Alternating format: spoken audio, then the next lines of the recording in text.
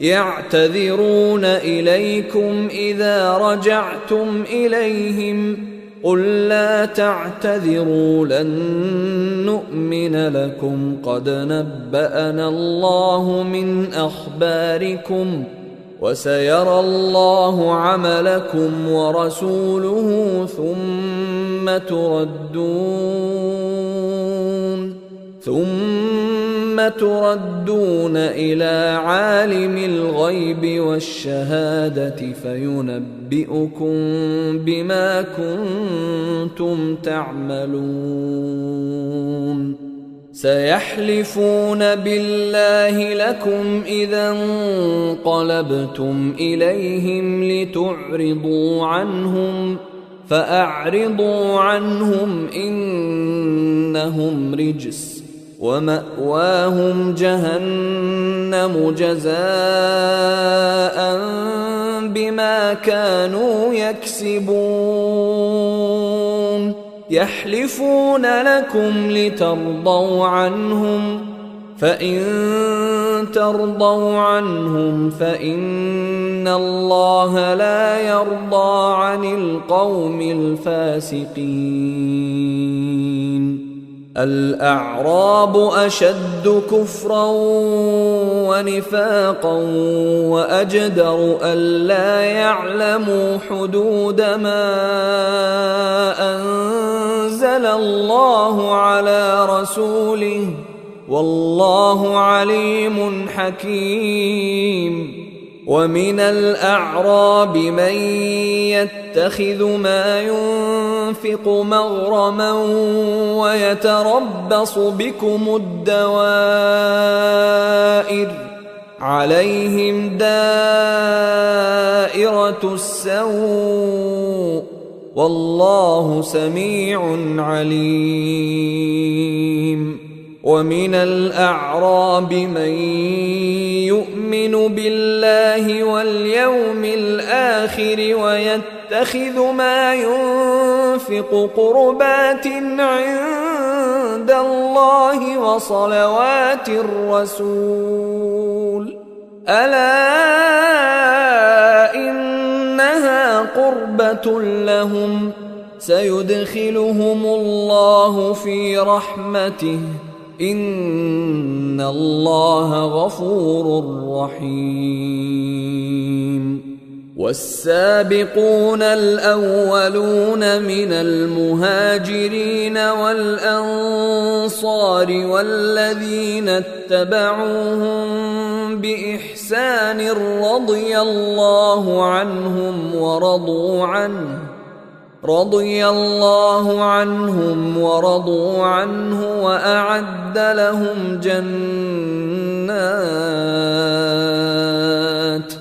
وأعد لهم جنات تجري تحتها الأنهار خالدين فيها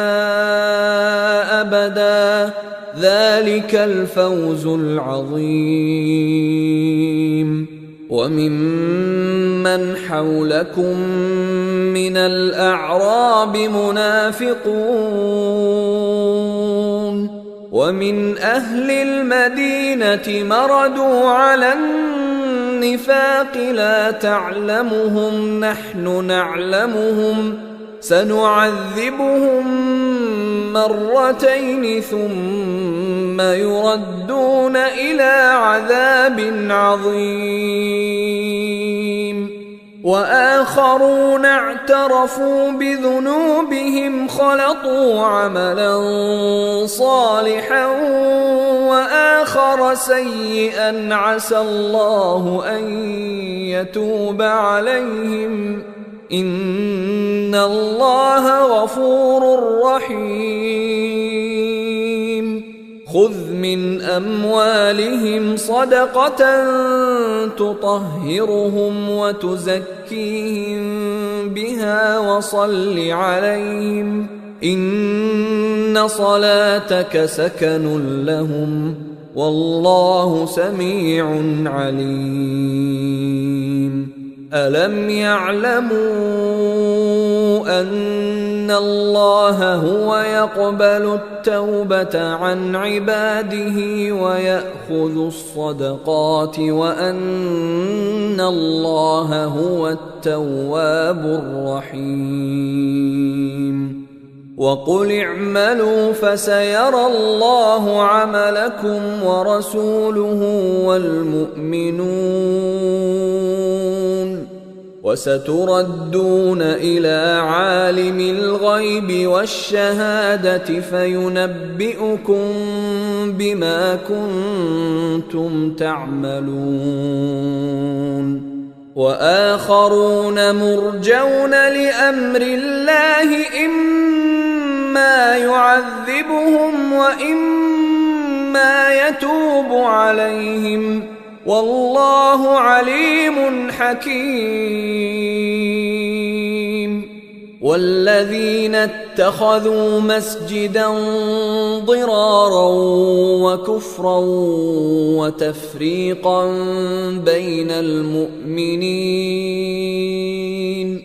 وتفريقا بين المؤمنين وإرصادا لمن حارب الله ورسوله من قبل وليحلفن إن أردنا إلا الحسنى والله يشهد إنهم لكاذبون لا تقم فيه أبدا لمسجد أسس على التقوى من أول يوم أحق أن تقوم فيه رجال يحبون أن يتطهروا والله يحب المطهرين أفمن أسس بنيانه على تقوى من الله ورضوان خير أم من أسس بنيانه على شفا جرف هار فانهار به في نار جهنم والله لا يهدي القوم الظالمين لا يزال بنيانهم الذي بنوا ريبة في قلوبهم إلا أن تقطع قلوبهم والله عليم حكيم إن الله اشترى من المؤمنين أنفسهم وأموالهم بأن لهم الجنة يقاتلون في سبيل الله فيقتلون ويقتلون وعدا عليه حقا في التوراة والإنجيل والقرآن ومن أوفى بعهده من الله فاستبشروا ببيعكم الذي بايعتم به وذلك هو الفوز العظيم التائبون العابدون الحامدون السائحون الراكعون الساجدون الآمرون بالمعروف والناهون عن المنكر والحافظون لحدود الله وبشر المؤمنين ما كان للنبي والذين آمنوا أن يستغفروا للمشركين ولو كانوا أولي قربى من بعد ما تبين لهم أنهم أصحاب الجحيم وما كان استغفار إبراهيم لأبيه إلا عن موعدة وعدها إياه فلما تبين له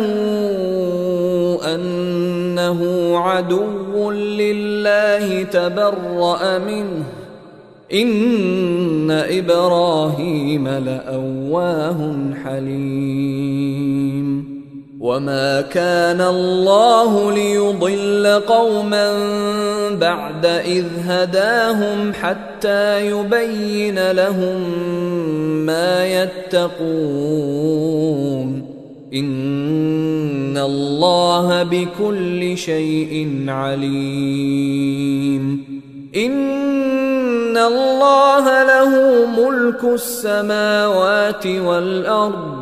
يحيي ويميت وما لكم من دون الله من ولي ولا نصير لقد تاب الله على النبي والمهاجرين والأنصار الذين اتبعوه في ساعة العسرة من بعد ما كاد يزيغ قلوب فريق منهم ثم تاب عليهم إنه بهم رءوف رحيم وعلى الثلاثة الذين خلفوا حتى إذا ضاقت عليهم الأرض بما رحبت وضاقت عليهم أنفسهم وظنوا أن لا ملجأ من الله إلا إليه ثم تاب عليهم ليتوبوا إن الله هو التواب الرحيم يا أيها الذين آمنوا اتقوا الله وكونوا مع الصادقين ما كان لأهل المدينة ومن حولهم من الأعراب أن يتخلفوا عن رسول الله ولا يرغبوا بأنفسهم عن نفسه ذلك بأنهم لا يصيبهم ظمأ ولا نصب ولا مخمصة في سبيل الله ولا يطؤون موطئا يغيظ الكفار ولا ينالون من عدو نيلا إلا كتب لهم به عمل صالح إن الله لا يضيع أجر المحسنين ولا ينفقون نفقة صغيرة ولا كبيرة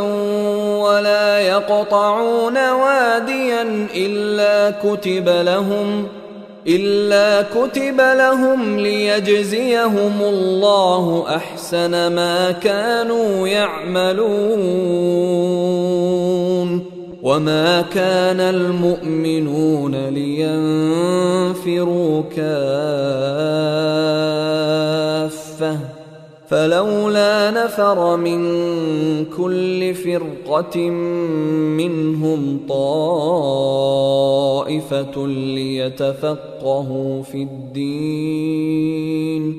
ليتفقهوا في الدين ولينذروا قومهم إذا رجعوا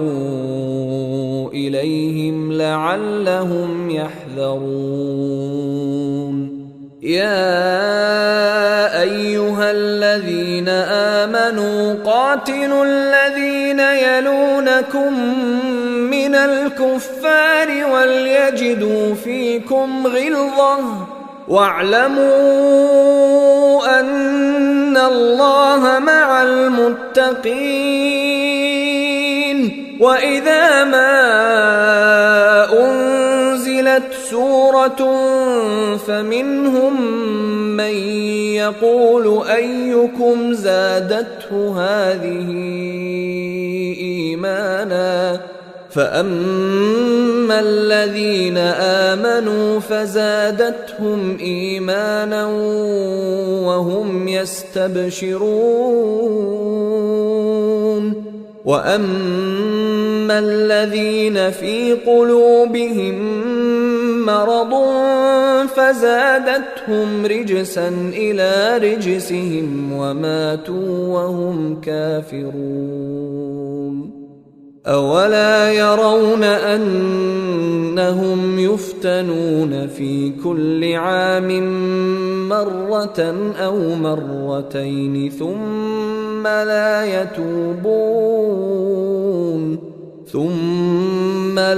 يتوبون ولا هم يذكرون.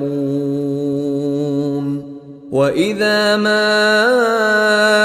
أنزلت سورة نظر بعضهم إلى بعض هل يراكم من أحد ثم انصرفوا صرف الله قلوبهم بأنهم قوم لا يفقهون. لقد جاءكم رسول من أنفسكم عزيز عليه ما عنتم حريص عليكم بالمؤمنين رؤوف رحيم. فإن تولوا فقل حسبي الله لا إله إلا هو عليه توكلت وهو رب العرش العظيم. بسم الله الرحمن الرحيم. ألف لام را تلك آيات الكتاب الحكيم. أكان للناس عجبا أن أوحينا إلى رجل منهم أن أنذر الناس وبشر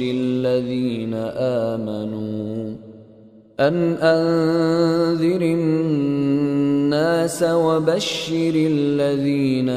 آمنوا أن لهم قدم صدق عند ربهم. قال الكافرون إن هذا لساحر مبين. إن ربكم الله الذي خلق السماوات والأرض في 6 أيام ثم استوى على العرش يدبر الأمر ما من شفيع إلا من بعد إذنه ذلكم الله ربكم فاعبدوه أفلا تذكرون. إليه مرجعكم جميعا وعد الله حقا إنه يبدأ الخلق ثم يعيده ليجزي الذين آمنوا وعملوا الصالحات بالقسط والذين كفروا لهم شراب من حميم وعذاب أليم بما كانوا يكفرون. هو الذي جعل الشمس ضياء والقمر نورا وقدره منازل لتعلموا عدد السنين والحساب. ما خلق الله ذلك إلا بالحق يفصل الآيات لقوم يعلمون.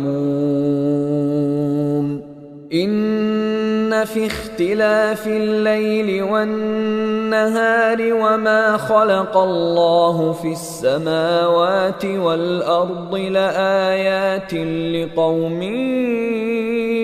يتقون. إن الذين لا يرجون لقاءنا ورضوا بالحياة الدنيا واطمأنوا بها والذين هم عن آياتنا غافلون أولئك مأواهم النار بما كانوا يكسبون. إن الذين آمنوا وعملوا الصالحات يهديهم ربهم بإيمانهم تجري من تحتهم الأنهار في جنات النعيم دعواهم فيها سبحانك اللهم وتحيتهم فيها سلام وآخر دعواهم أن الحمد لله رب العالمين. ولو يعجل الله للناس الشر استعجالهم بالخير لقضي إليهم أجلهم فنذر الذين لا يرجون لقاءنا في طغيانهم يعمهون. وإذا مس الإنسان الضر دعانا لجنبه أو قاعدا أو قائما فلما كشفنا عنه ضره مر كأن لم يدعنا إلى ضر مسه كذلك زين للمسرفين ما كانوا يعملون. ولقد أهلكنا القرون من قبلكم لما ظلموا وجاءتهم رسلهم بالبينات وما كانوا ليؤمنوا كذلك نجزي القوم المجرمين. ثم جعلناكم خلائف في الأرض من بعدهم لننظر كيف تعملون. وإذا تتلى عليهم آياتنا بينات قال الذين لا يرجون لقاء نأت بقرآن غير هذا أو بدله قل ما يكون لي أن أبدله من تلقاء نفسي إن أتبع إلا ما يوحى إلي إني أخاف إن عصيت ربي عذاب يوم عظيم. قل لو شاء الله ما تلوته عليكم ولا أدراكم به فقد لبثت فيكم عمرا من قبله أفلا تعقلون فمن أظلم ممن افترى على الله كذبا أو كذب بآياته إنه لا يفلح المجرمون ويعبدون من دون الله ما لا يضرهم ولا ينفعهم ويقولون هؤلاء شفعاؤنا عند الله قل أتنبئون الله بما لا يعلم في السماوات ولا في الأرض سبحانه وتعالى عما يشركون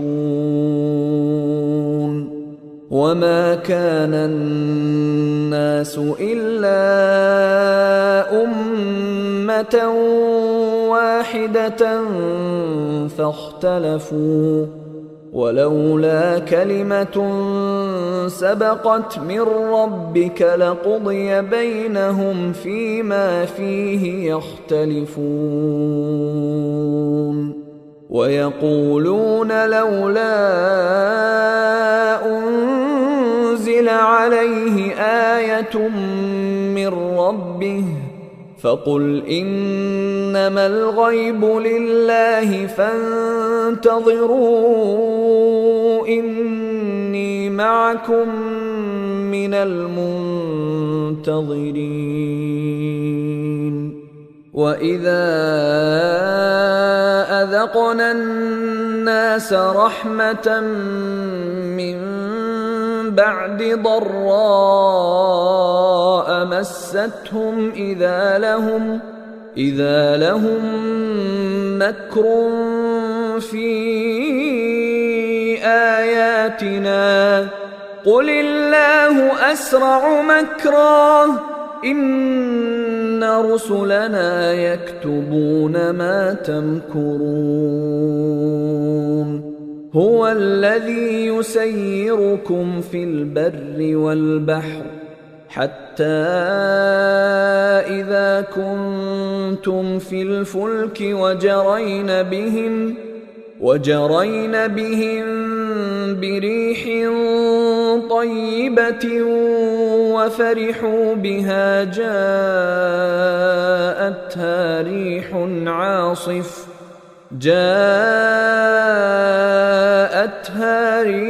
عاصف وجاءهم الموج من كل مكان وظنوا أنهم أحيط بهم دعوا الله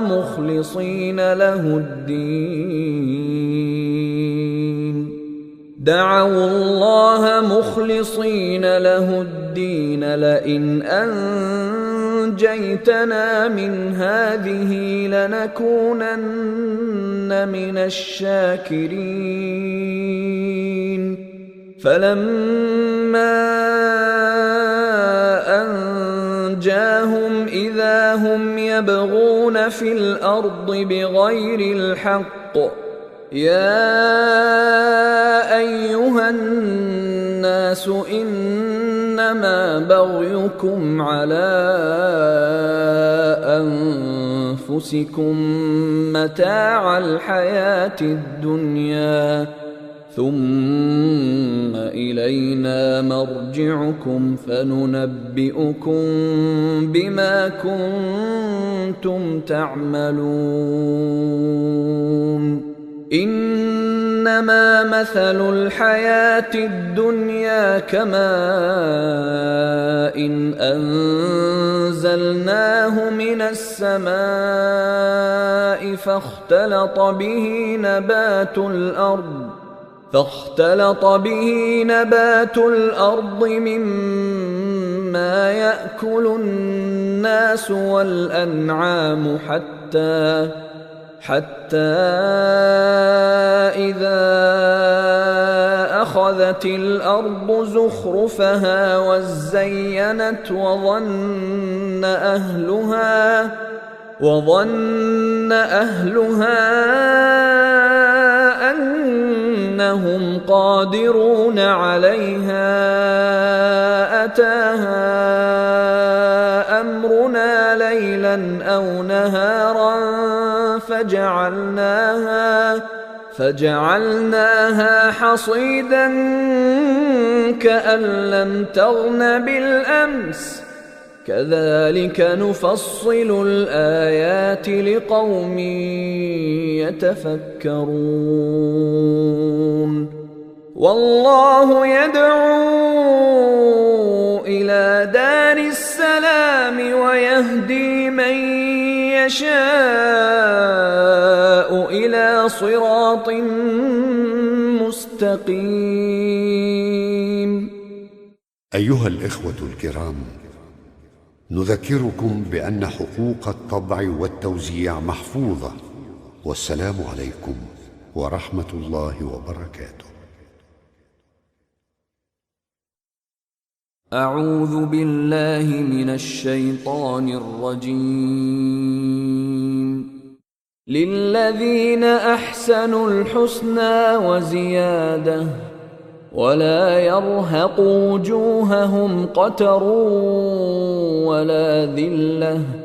أولئك أصحاب الجنة هم فيها خالدون. والذين كسبوا السيئات جزاء سيئة بمثلها وترهقهم ذلة ما لهم من الله من عاصم كأنما أغشيت وجوههم قطعا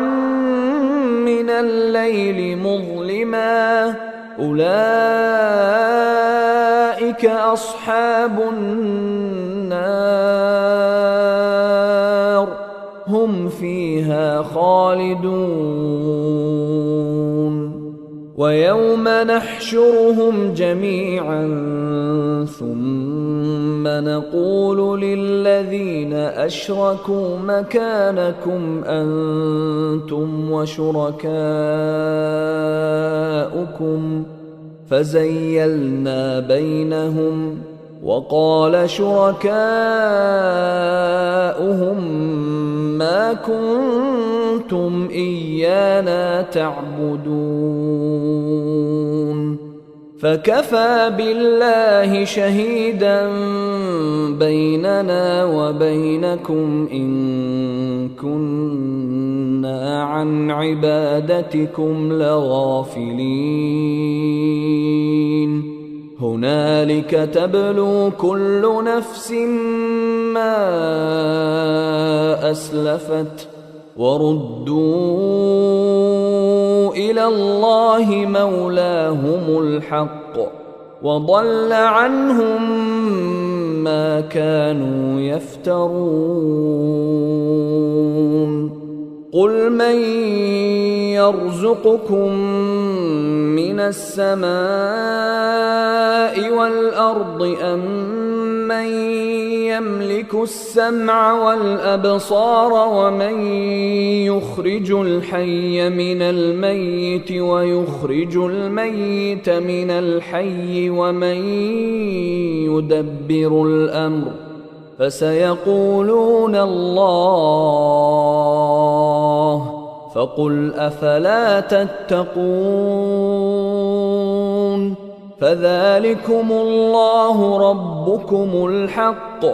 فماذا بعد الحق إلا الضلال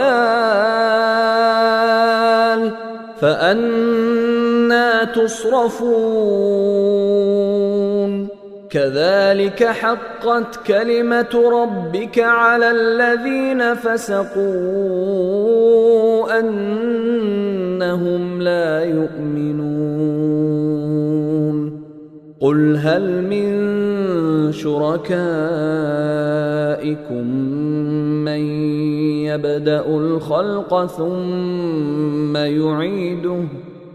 قل الله يبدأ الخلق ثم يعيده فأنى تؤفكون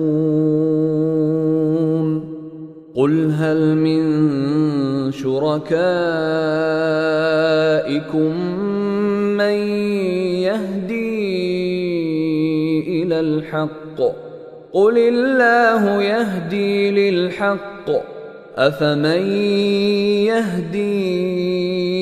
إلى الحق أحق أن يتبع أم من لا يهدي إلا أن يهدى فما لكم كيف تحكمون وما يتبع أكثرهم إلا ظنًّا إن الظن لا يغني من الحق شيئا إن الله عليم بما يفعلون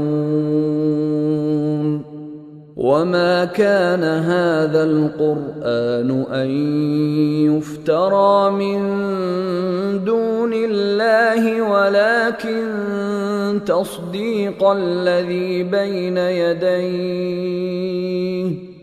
ولكن تصديق الذي بين يديه وتفصيل الكتاب لا ريب فيه من رب العالمين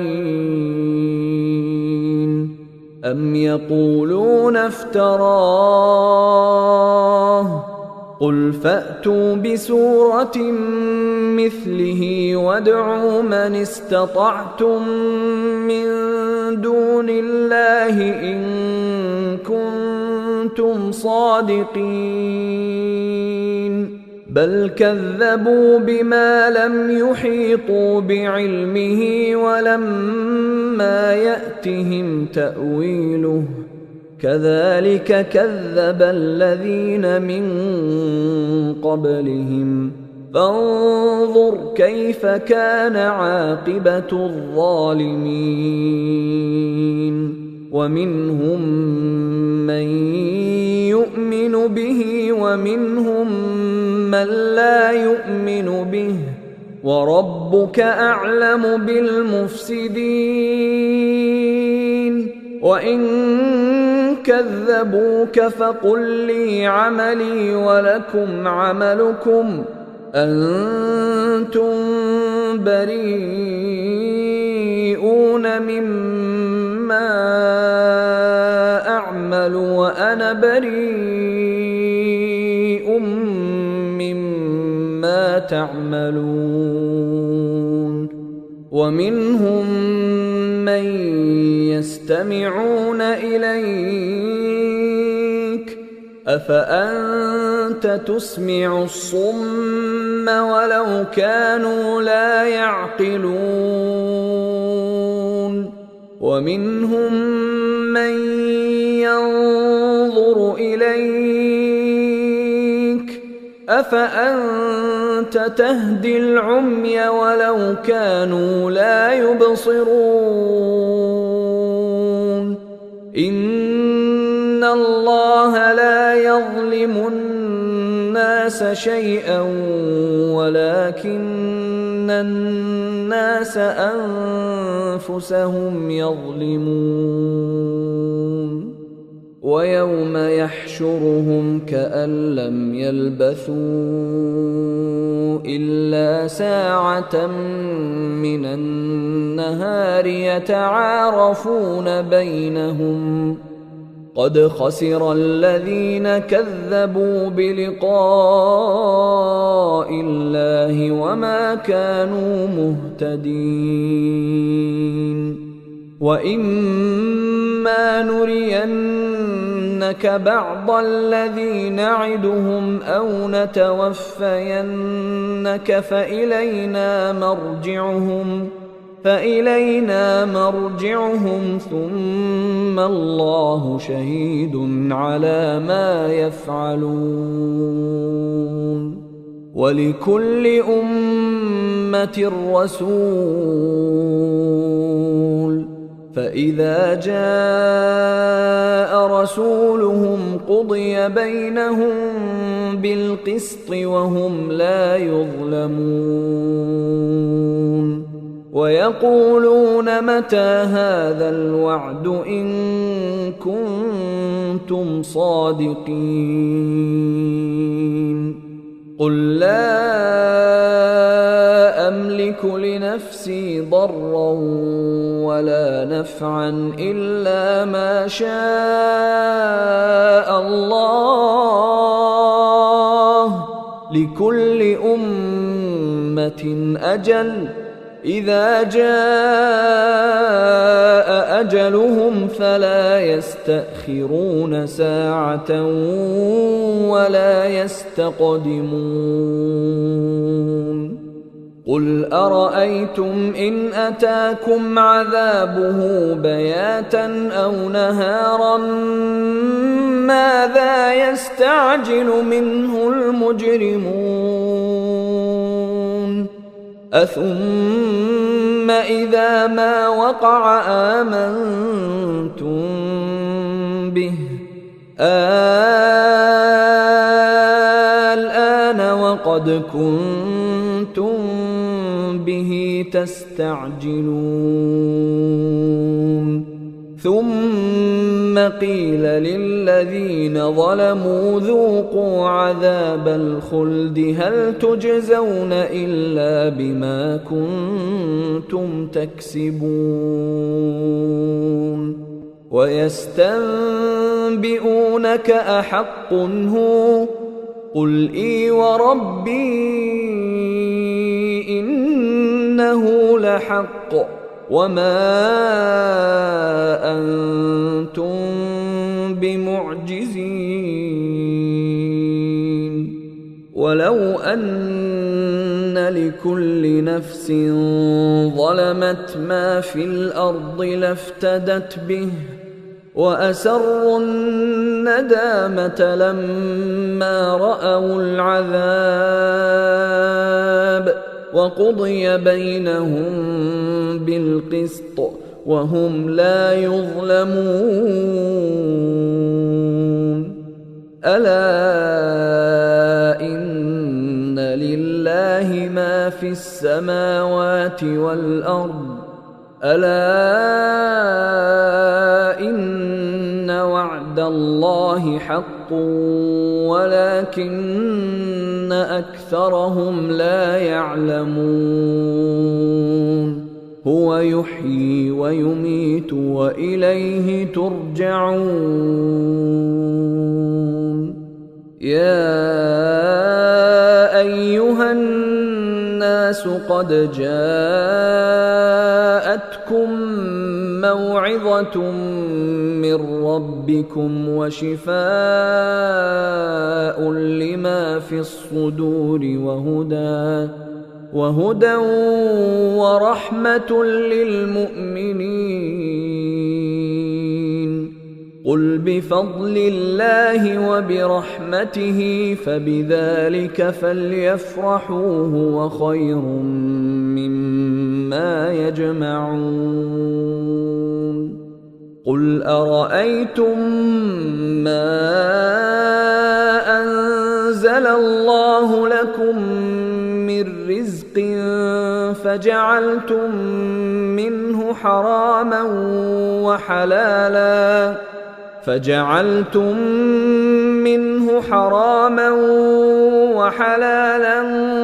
قل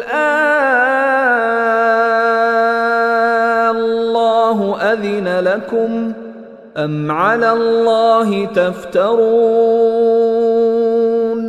وما ظن الذين يفترون على الله الكذب يوم القيامة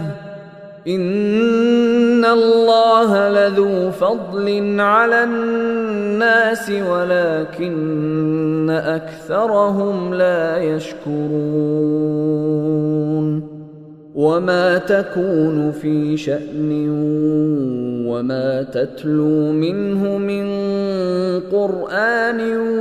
ولا تعملون من عمل إلا كنا عليكم شهودا إذ تفيضون فيه وما يعزب عن ربك من مثقال ذرة في الأرض ولا في السماء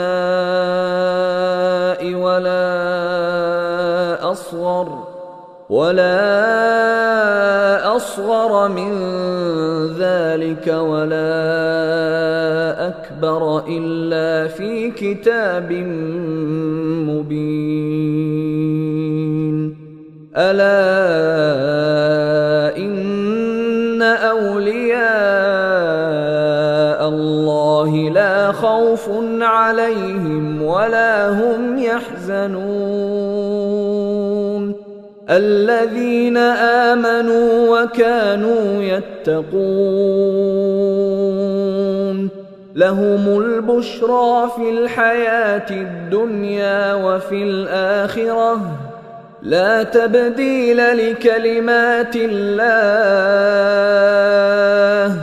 ذلك هو الفوز العظيم ولا يحزنك قولهم إن العزة لله جميعا هو السميع العليم ألا إن لله من في السماوات ومن في الأرض وما يتبع الذين يدعون من دون الله شركاء إن يتبعون إلا الظن وإن هم إلا يخرصون هو الذي جعل لكم الليل لتسكنوا فيه والنهار مبصرا إن في ذلك لآيات لقوم يسمعون قالوا اتخذ الله ولدا سبحانه هو الغني له ما في السماوات وما في الأرض إن عندكم من سلطان بهذا أتقولون على الله ما لا تعلمون قل إن الذين يفترون على الله الكذب لا يفلحون متاع في الدنيا ثم إلينا مرجعهم ثم نذيقهم العذاب الشديد بما كانوا يكفرون واتل عليهم نبأ نوح إذ قال لقومه يا قوم إن كان كبر عليكم مقامي وتذكيري بآيات الله فعلى الله توكلت فأجمعوا أمركم وشركاءكم ثم لا يكن أمركم عليكم غمة ثم قضوا إلي ولا تنظرون فإن توليتم فما سألتكم من أجر إن أجري إلا على الله وأمرت أن أكون من المسلمين فكذبوه فنجيناه ومن معه في الفلك وجعلناهم خلائف وأغرقنا الذين كذبوا بآياتنا فانظر كيف كان عاقبة المنذرين ثم بعثنا من بعده رسلا إلى قومهم فجاءوهم بالبينات فما كانوا ليؤمنوا بما كذبوا به من قبل كذلك نطبع على قلوب المعتدين ثم بعثنا من بعدهم موسى وهارون إلى فرعون وملئه بآياتنا فاستكبروا وكانوا قوما مجرمين فلما جاءهم الحق من عندنا قالوا إن هذا لسحر مبين قال موسى أتقولون للحق لما جاءكم أسحر هذا ولا يفلح الساحرون قالوا أجئتنا لتلفتنا عما وجدنا عليه آباءنا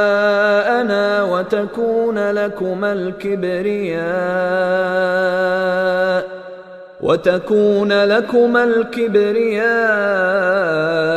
في الأرض وما نحن لكما بمؤمنين وقال فرعون ائتوني بكل ساحر عليم فلما جاء السحرة قال لهم موسى ألقوا ما أنتم ملقون فلما ألقوا قال موسى ما جئتم به السحر إن الله سيبطله إن الله لا يصلح عمل المفسدين ويحق الله الحق بكلماته ولو كره المجرمون فما آمن لموسى إلا ذرية من قومه على خوف من فرعون وملئهم أن يفتنهم وإن فرعون لعال في الأرض وإنه لمن المسرفين وقال موسى يا قوم إن كنتم آمنتم بالله فعليه توكلوا إن كنتم مسلمين فقالوا على الله توكلنا ربنا لا تجعلنا فتنة للقوم الظالمين ونجنا برحمتك من القوم الكافرين وأوحينا إلى موسى وأخيه أن تبوأ لقومكما بمصر بيوتا واجعلوا بيوتكم قبلة وأقيموا الصلاة وبشر المؤمنين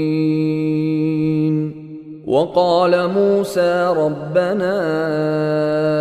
إنك آتيت فرعون وملأه زينة وأموالا في الحياة الدنيا ربنا ليضلوا عن سبيلك ربنا اطمس على أموالهم واشدد على قلوبهم فلا يؤمنوا حتى يروا العذاب الأليم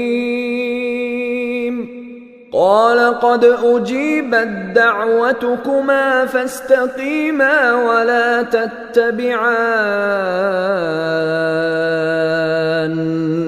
سبيل الذين لا يعلمون وجاوزنا ببني إسرائيل البحر فأتبعهم فرعون وجنوده بغيا وعدوا حتى إذا أدركه الغرق قال آمنت أنه لا إله إلا الذي آمنت به بنو إسرائيل وأنا من المسلمين الآن وقد عصيت قبل وكنت من المفسدين فاليوم ننجيك ببدنك لتكون لمن خلفك آية وإن كثيرا من الناس عن آياتنا لغافلون ولقد بوأنا بني إسرائيل مبوأ صدق ورزقناهم من الطيبات فما اختلفوا حتى جاءهم العلم إن ربك يقضي بينهم يوم القيامة فيما كانوا فيه يختلفون فإن كنت في شك مما أنزلنا إليك فاسأل الذين يقرؤون الكتاب من قبلك لقد جاءك الحق من ربك فلا تكونن من الممترين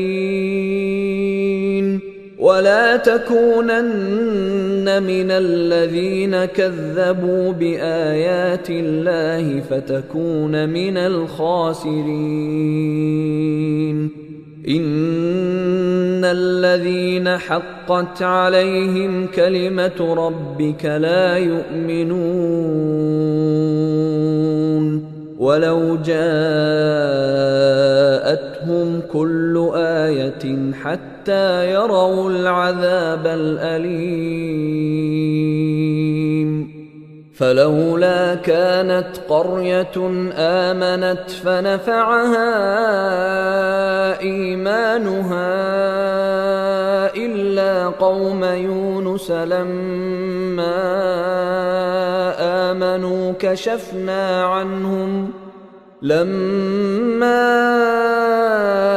آمنوا كشفنا عنهم عذاب الخزي في الحياة الدنيا ومتعناهم إلى حين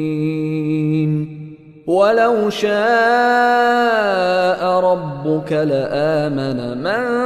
في الأرض كلهم جميعا أفأنت تكره الناس حتى يكونوا مؤمنين وما كان لنفس أن تؤمن إلا بإذن الله ويجعل الرجس على الذين لا يعقلون قل انظروا ماذا في السماوات والأرض وما تغني الآيات والنذر عن قوم لا يؤمنون فهل ينتظرون إلا مثل أيام الذين خلوا من قبلهم قل فانتظروا إني معكم من المنتظرين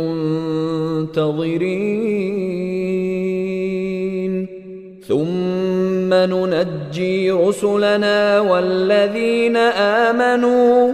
كذلك حقا علينا ننجي المؤمنين قل يا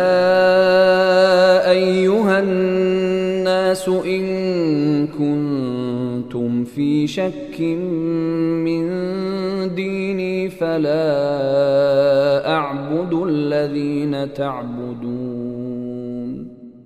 فلا أعبد الذين تعبدون من دون الله ولكن أعبد الله الذي يتوفاكم وأمرت أن أكون من المؤمنين وأن أقم وجهك للدين حنيفا ولا تكونن من المشركين ولا تدع من دون الله ما لا ينفعك ولا يضرك فإن فعلت فإنك إذا من الظالمين وإن يمسسك الله بضر فلا كاشف له إلا هو وإن يردك بخير